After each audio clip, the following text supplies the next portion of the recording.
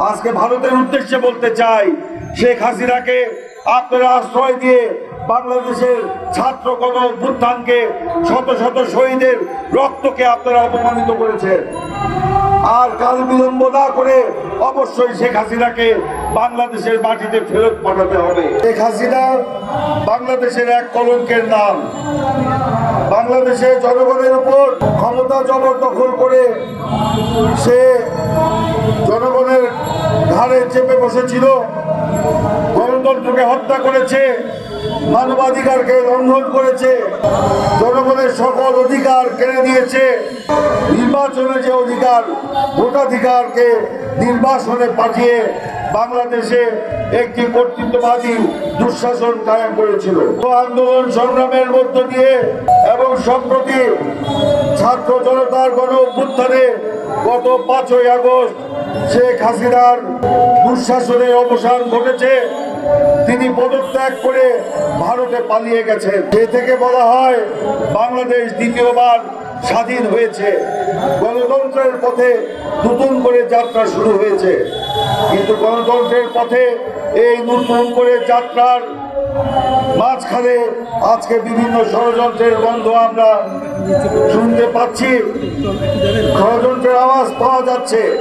শেখ হাসিনা ভারতে পালিয়ে গেছে, সেখানে বসে বাংলাদেশের এই ছাত্র জনতার গণ আন্দোলনের যে বিজয়, সে বিজয়কে নস্যাৎ করার জন্য একের পর এক ষড়যন্ত্র করে চলেছে।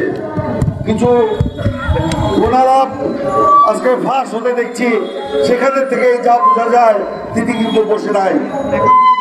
তাই আমরা অন্তর্বর্তীকালীন সরকারের প্রতি আহ্বান জানাবো, অবিলম্বে ভারতের সাথে আলোচনা করে শেখ হাসিনাকে বাংলাদেশে ফিরিয়ে আনুন।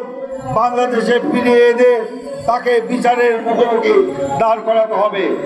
এই যে ছাত্র গণ অভ্যুত্থান সহ গত 17 বছর শেখ হাসিনা যেভাবে মানুষকে পাখির মতো গুলি করে হত্যা করেছে, এর বিচার অবশ্যই বাংলার মাটিতে হতে হবে।